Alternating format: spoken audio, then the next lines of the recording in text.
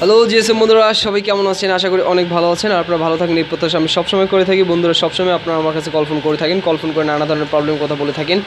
তো আমি সবসময় ট্রাই করি আপনাদের সেই কল ফোনের প্রেক্ষিতে ভিডিও টিউটোরিয়াল আমার ইউটিউব চ্যানেল আপলোড করা। বন্ধুরা বেশ কিছুদিন ধরে চার্জিং সমস্যা নিয়ে আমার কাছে অনেকেই রিকোয়েস্ট করেছিলেন যাতে করে আরও কিছু চার্জিং প্রবলেম নিয়ে আপনাদের কাছে ভিডিও টিউটোরিয়াল শেয়ার করি। তো অ্যাকচুয়ালি আমি প্রত্যেকটা ভিডিও টিউটোরিয়াল ডায়াগ্রামের সাথে সাথে প্র্যাকটিক্যালি দেখিয়ে থাকি। তো আশা করি আমার ভিডিও টিউটোরিয়ালগুলো দেখে আপনারা একটু হলেও উপকৃত হন, আর উপকৃত হন বিধে আমাদের কাছে রিকোয়েস্ট করে থাকেন। তো বন্ধুরা আমি সবসময় ট্রাই করি আপনাদের সেই কমেন্ট এবং আপনারা যে ভিডিও নিচে কমেন্ট করে থাকেন সেই কমেন্টের প্রেক্ষিতে ভিডিও টিউটোরিয়াল শেয়ার করা। বন্ধুরা আজকে আরও একটি ব্যতিক্রমী কাজ নিয়ে আপনাদের মাঝে উপস্থিত হয়েছি।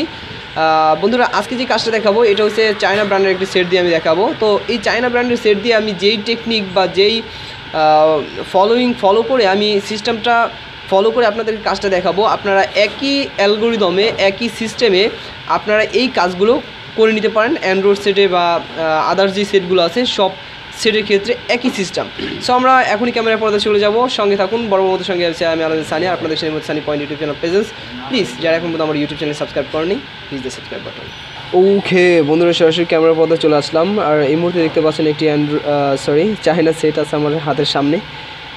এই চায়না সেটের আমি কিছুক্ষণ আগে চার্জিং সকেট চেঞ্জ করেছি, বাট তবুও এই মোবাইলটিতে এই মুহূর্তে চার্জ হচ্ছে না। তো স্টুডেন্টরা সবাই আসে আমার পাশেই, তো কাজটা তাদেরকে দেখাবো। তো একই সাথে আমি ভাবলাম যে অনেকদিন ধরে আমার ইউটিউব চ্যানেলে কোনো ধরনের ভিডিও টিউটোরিয়াল শেয়ার করতেছি না। সো জাস্ট আপনাদের জন্য এবং আমার স্টুডেন্টদের জন্য উভয়ের জন্য অ্যাকচুয়ালি এই ভিডিওটি শেয়ার করলাম।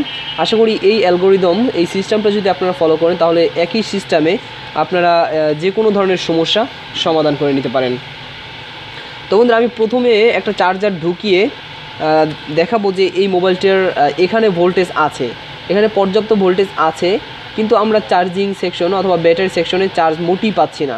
তো এই ধরনের যদি সমস্যা আছে আমরা প্রাথমিকভাবে এই প্রবলেমটা যখন আমি দেখার পরে অ্যাকচুয়ালি আমি এই যে চার্জিং সকেট চেঞ্জ করি, কারণ আমি প্রথমে তো আসলে চেকিং ছাড়া, কারণ আমাদের 95% সমস্যা আছে যদি এখানে চার্জার ঢুকানোর পরে যদি এখানে ভোল্টেজ না পাই, তার মানে আমরা প্রথমত সন্দেহ করি এটাকে। ঠিক আছে, অ্যাকচুয়ালি আমি চেকিং ছাড়াই আমি এক কথা বলতে গেলে মুখস্থর মতো মুখস্থ হয়ে গেছে, কারণ এই ধরনের সমস্যা বেশি আছে। যদি এখানে ভোল্টেজ না হয় তাহলে আমরা চেঞ্জ করে ফেলি, কিন্তু আসলে এটা করা উচিত না, যেহেতু আমি একটা ভুল করে ফেলছি। সো ভুল হতেই পারে, তো আমি এটা চেঞ্জ করে ফেলছি। এটা ভালো ছিল, ঠিক আছে, এখন আমি বুঝতে পেরেছি ভালো ছিল। আমি নতুন একটা চার্জিং পুট লাগিয়েছি, তারপর চার্জ হচ্ছে না। আচ্ছা, এখানে আমরা একটা চার্জার রেখেছি, আমরা প্রথমে চার্জারটা ঢুকিয়ে দিলাম। চার্জারটা ঢুকিয়ে দেওয়ার পরে, আর বন্ধুরা অবশ্যই ভিডিও টিউটোরিয়ালটি পুরোপুরি দেখবেন, যারা বিগিনার টেকনিশিয়ান তাদের জন্য অনেক হেল্পফুল হবে ভিডিওটি, আমি বলে দিচ্ছি। এবং প্রত্যেকটা সেটের ক্ষেত্রে, এবং আমি এখানে ডায়াগ্রাম এঁকে দেখাবো, তারপরে কাজটা করে দেখাবো। আপনারা যে কোনো সেটের ক্ষেত্রে একই সিস্টেমে কাজ করবেন। তো আমরা এখানে চার্জার ঢুকিয়ে দিলাম। চার্জার কানেক্ট করার পর আমরা এখান থেকে 20 ভোল্ট সিলেক্ট করলাম। 20 ভোল্ট সিলেক্ট করার পর বন্ধুরা আমরা প্রথমে ব্যাটারি কানেক্টর চেক করেছিলাম মোবাইলটা না খুলে, কারণ আমাদের প্রথমত তো এভাবেই চেক করতে হবে, কারণ মোবাইলটা খুলে যদি চেক করি, তো আমরা এখানে চেক করলাম। বন্ধুরা দেখতে পাচ্ছেন এখানে কোনো ভোল্টেজ দেখাচ্ছে না, এখানে কোনো, আমরা কিন্তু এই দুইটার সাথে ধরলাম, এখানে কিন্তু ভোল্টেজ দেখানোর কথা ছিল, ঠিক আছে, প্লাস 4 পয়েন্ট প্লাস বা এরকম অ্যাভেলেবেল এরকম ভোল্টেজ দেখানোর কথা ছিল, বাট এখানে কোনো ভোল্টেজ দেখতেছি না। তো এখানে যেহেতু ভোল্টেজ দেখতেছি না, তো আমাদের সন্দেহ হয়েছে যে এটা হয়তো সমস্যা থাকতে পারে, চার্জিং কানেক্টরের সমস্যা থাকতে পারে। তো এখন আমরা চার্জিং কানেক্টরটা চেক করে আসুন। একটা গ্রাউন্ডে রাখলাম এবং একটা পজিটিভে রাখলাম। বন্ধুরা দেখতে পাচ্ছেন এখানে 4.82 প্রায় 5 পয়েন্টের কাছাকাছি, বা 5 পয়েন্ট আমরা ধরতে পারি। তো এখানে 5 পয়েন্ট দেখতেছি, তার মানে আমরা প্রাথমিকভাবে বুঝলাম যে আমাদের চার্জিং সকেট যেটা আছে, চার্জিং কানেক্টর, এটাও আমাদের ভালো আছে। তো এখন আমাদের কথা হচ্ছে যে কেন আমাদের এখানে ভোল্টেজটা আসতেছে না, ঠিক আছে, আপনারা বুঝতেছেন? আচ্ছা কথা বললেন। আর বন্ধুরা ভিডিও টিউটোরিয়ালটা একটু লং হতে পারে, সো অবশ্যই দেখবেন, আমি বারবার রিকোয়েস্ট করতেছি, ভিডিওটি দেখলে অনেক কিছু শিখতে পারবেন। তো বন্ধুরা আমরা জানি যে এখানে ভোল্টেজ আসতেছে না, হয়তো বা এখান থেকে চার্জিং আইসিতে প্রবলেম আছে, অথবা এখান থেকে যে লাইনটা চার্জিং আইসিতে গিয়েছে সেই লাইনটিতে প্রবলেম হতে পারে।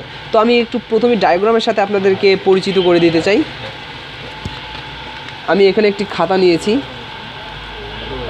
প্রথমে আমি একটু ডায়াগ্রামটা দিচ্ছি। বন্ধুরা ধরুন এটা হচ্ছে একটা 6 পিনের চার্জিং আইসি, 1 2 3 4 5 6, আচ্ছা 6টা দিলাম। তারপর এখানে ধরলেন চার্জিং কানেক্টর, 1 2 3 4 5টা, এটা হচ্ছে চার্জিং কানেক্টর, আর এই পাশে দেখতে পাচ্ছেন চার্জিং আইসি, কারণ নাম্বারিং রেজিস্ট্যান্স পাশে আছে। আর কীভাবে চার্জিং আইসি চিনবেন এই নিয়ে ভিডিও টিউটোরিয়াল আমার ইউটিউব চ্যানেল অলরেডি দেওয়া হয়ে গেছে, সো যারা মিস্টেক করেছেন তারা অবশ্যই দেখে আসবেন। তো বন্ধুরা এখন, আর এটা হচ্ছে ব্যাটারি কানেক্টর, একটা দুইটা তিনটা। তো এখন আমরা জানি যে ব্যাটারি কানেক্টর থেকে এখানে অবশ্যই লাইন আসবে, ঠিক না? এখানে কিন্তু একটা লাইন ধরেন, এখানে বোঝানোর সাথে আমি বলে দিচ্ছি যে একটাই ধরেন, একটাই আছে, ঠিক আছে, একটা লাইনই আছে। তাহলে চার্জিং থেকেও তো একটা লাইন থাকবে, ঠিক না? তো আমাদের এখন এটা জানার দরকার নাই যে এখান থেকে কয়টা লাইন কয়টার ভিতরে গেছে, এটা আমরা জানি। তো ধরেন এখান থেকে আমি শুধু এতটুকুই বুঝাচ্ছি যে এখান থেকে লাইন আছে অবশ্যই, কারণ এখান থেকে অবশ্যই চার্জিং আইসির ভিতরে ইনপুট হবে এবং এখান থেকে আউটপুট হবে। তো এখান থেকে 5 ভোল্টের যাবে, আর এখান থেকে 3.7 প্লাস 4 পয়েন্টের মতো, ঠিক আছে? তো এখান থেকে আমাদের প্রাথমিক এই মোবাইলটিতে দেখলাম যে এখানে কোনো চার্জিং আসতেছে না, চার্জ আসতেছে না। এখন প্রবলেমটা হতে পারে এই সেকশনে, এখান থেকে চার্জটা মনে করেন যে আইসির ভিতরে ঢুকছে, ভিতরে ঢোকার পরে এখান থেকে চার্জিং আইসিটা খারাপ হওয়ার কারণেও এখান থেকে ভোল্টেজটা নাও আসতে পারে। এখন এই যে একটা তার আছে, এই তারে অনেক রেজিস্ট্যান্স ক্যাপাসিটি থাকতে পারে, এখান থেকেও সমস্যা আসতে পারে। ধরুন এখানে আমি কিছু রেজিস্ট্যান্স দিয়ে দিলাম, বোঝানোর সাথে 2টা দিয়ে দিলাম, এর বেশি থাকতে পারে, কম থাকতে পারে। অনেকে হয়তো আবার ভুল ধরে, ব্যাপারটা বুঝতে চেষ্টা করে না যে আমি কী বোঝাতে চাচ্ছি, কিন্তু অনেকে ভুল ধরে। সো এখান থেকে ধরেন এখানে কিছু রেজিস্ট্যান্স আছে, এখানে কিছু রেজিস্ট্যান্স ব্যবহার করা হয়েছে, ঠিক আছে? এখন হতে পারে যেহেতু আমরা এখানে ভোল্টেজ পাচ্ছি না, তার মানে এখান থেকে এই রেজিস্ট্যান্সটা খারাপ থাকতে পারে। এই রেজিস্ট্যান্স যদি খারাপ থাকে তাহলে এখান থেকে ভোল্টেজ এখান পর্যন্ত আসবে, কিন্তু এখান থেকে সাপ্লাই এখানে করবে না, আর না করার কারণে এখানে ভোল্টেজ নাও থাকতে পারে। আবার এখান থেকে এই 2টা ঠিক থাকতে পারে, ঠিক থাকার পরে ভোল্টেজ এখানে আসতে পারে, কিন্তু চার্জিং আইসি খারাপ থাকার কারণে এখান থেকে ভোল্টেজটা এখানে নাও যাইতে পারে। আবার হতে পারে এখান থেকে ভোল্টেজ চার্জিং আইসি হইয়া এখান পর্যন্ত আসছে, এই আইসিটা খারাপ থাকার কারণে এখান থেকে ভোল্টেজটা ওর শক্তি না থাকার কারণে এখান থেকে ভোল্টেজটা ও এখানে দিতে পারতেছে না। বিভিন্ন জায়গা থেকে সমস্যা আসতে পারে। এখন আমাদের যেহেতু চেকিং করি নাই, তো সেহেতু আমাদের সব দিকেই মানে সন্দেহ ঢুকে গেছে যে অ্যাকচুয়ালি কোন লাইনটায় সমস্যা, ঠিক না? তো এই জাম্পারটা এরকম হয়। এখন আমরা দেখব যে এখানে এইগুলোই সমস্যা, নাকি চার্জিং আইসিতে সমস্যা, নাকি ব্যাটারি কানেক্টরের সঙ্গে যে যুক্ত যে রেজিস্ট্যান্সগুলো থাকে নাম্বারিং রেজিস্ট্যান্স সহ এগুলোর ভিতরে সমস্যা, এটা আমরা দেখব। ওকে, তো প্রথমে এইটা চেকিং করার জন্য আমরা চার্জিং কানেক্টরে চার্জারটা ঢুকিয়ে নিব। তো বন্ধুরা এখানে দেখলাম, কিন্তু আমরা কিছুক্ষণ আগে দেখলাম এখানে ভোল্টেজ আছে। ভোল্টেজ থাকার কারণে এখন আমরা যেটা করব, একটা জাম্পার নিব, ছোট্ট করে একটা জাম্পার নিব, কারণ চেকিং করার জন্য। যদি চার্জিং আইসিটা এখানে থাকতো তাহলে এখান থেকে ধরে আমরা করতে পারতাম, যেহেতু চার্জিং আইসিটি এই পাশে, এখান থেকে ধরে অনেক প্রবলেম হয়ে যাবে, যার কারণে আমরা জাম্পার নিব। তো বন্ধুরা আমরা একটা জাম্পার করে নিয়েছি, এখন জাম্পারটা ঘষে নিয়েছি। এখন আমরা যেটা করব, এখানে যে পজিটিভ লাইনটা আছে, চার্জিংয়ের যে পজিটিভ লাইনটা আছে, এই চার্জিংয়ের পজিটিভ লাইনের সাথে আমরা একটা ঝালাই দিয়ে দেব।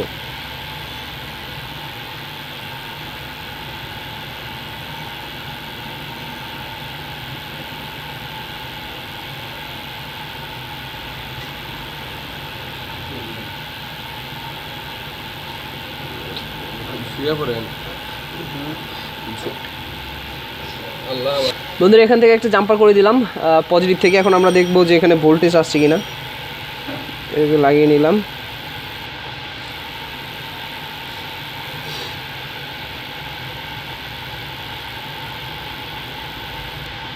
একটা গ্রাউন্ডের সাথে রাখলাম। বন্ধুরা দেখতে পাচ্ছেন এখানে কিন্তু ভোল্টেজ আছে, পর্যাপ্ত ভোল্টেজ আছে। এখন আমরা দেখব যে এখান থেকে ভোল্টেজ যেহেতু এসেছে, তার মানে এই জাম্পারটা ঠিক হয়েছে। যে আমরা একটা লাইন জাম্পার করলাম, এখন সরাসরি যদি এই ব্যাটারি কানেক্টরের প্লাসে একটা লাইন জয়েন করে তারপর একটা ক্যাপাসিটর যদি আমরা এখানে দিয়ে দিই। ক্যাপাসিটি কেন দেবেন? এখানে ক্যাপাসিটি দিলে তো কাজ হবে না, কারণ এখানে তো মানে আমরা জানি যে ইনপুট থেকে 5 পয়েন্ট ভোল্টেজ যায়, আউটপুটে 3.7, ঠিক আছে? যখন আমরা ক্যাপাসিটি ইউজ না করি তাহলে তো এই ব্যাটারি কানেকশনও আপনার এই 5 পয়েন্ট ভোল্টেজ যাবে। এখানে ভোল্টেজ কেন যাবে? এখান থেকে তো আমরা সরাসরি এখান থেকে জাম্পার করব না। অনেকে এই কাজটা করে যে চার্জিং থেকে এখানে একটা লাইন দেয়, আর নেগেটিভ থেকে একটা দেয়, পজিটিভ থেকে একটা দেয়। এভাবে চার্জ করলে ব্যাটারি টেম্পারেচার নষ্ট হয়ে যায়, ব্যাটারি ফুইলা যায়। হ্যাঁ, চার্জ হবে কিন্তু এই সমস্যা সমাধান হবে না। হ্যাঁ, সরাসরি ব্যাটারি মাপতেছে, তাহলে এটা অনেক বড় একটা বিপদ হবে। তো বন্ধুরা এই জাম্পারটা করার পরে এখন আমরা যেটা করব, কন্টিনিউটি দিব। কন্টিনিউটি দেওয়ার পরে আমরা লাইনটা খুঁজব যে এখানে যে চার্জিং আইসিটা আছে, আইসির কোনো লেগের সাথে এই চার্জিং আইসির লাইনটা আসছে কিনা।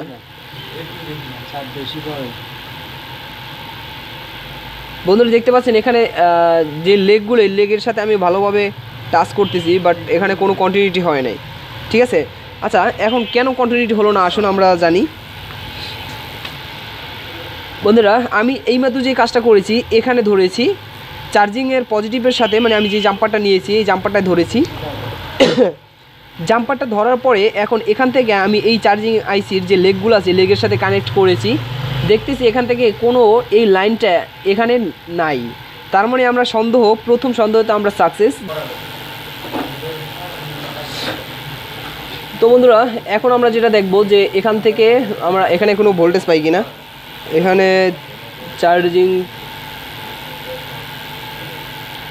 ঢুকিয়ে দিলাম, ঢুকিয়ে দেওয়ার পরে এখানে ভোল্টেজ 20 ভোল্টেজ দিয়ে দিলাম, দেওয়ার পরে একটা আমরা গ্রাউন্ডে রাখলাম। তারপরে এখানে যেখানে দেখলাম এখানে ভোল্টেজটা পাই কিনা। বন্ধুরা দেখতে পাচ্ছেন এখানে কিন্তু আমরা ভোল্টেজ পাচ্ছি, কিন্তু নিচেরটায় আমরা ভোল্টেজ পাচ্ছি না। তার মানে এখান থেকে আমরা একটা জাম্পার করব। ওকে, জাম্পারটা কীভাবে করি দেখেন। আমাদের এটা এখন কোনো প্রয়োজন নাই, যার কারণে আমরা এটাকে টান দিয়ে ছিঁড়ে ফেললাম।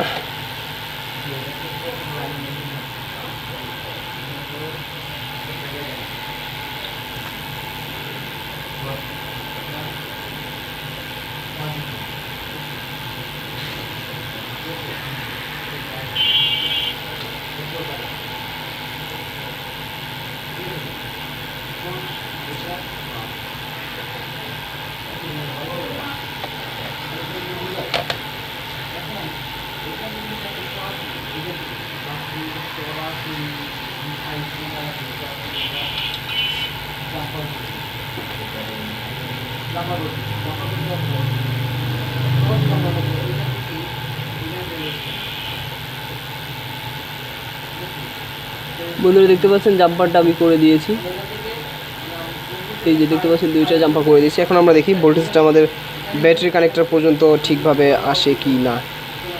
আর ভোল্টেজ দিলাম,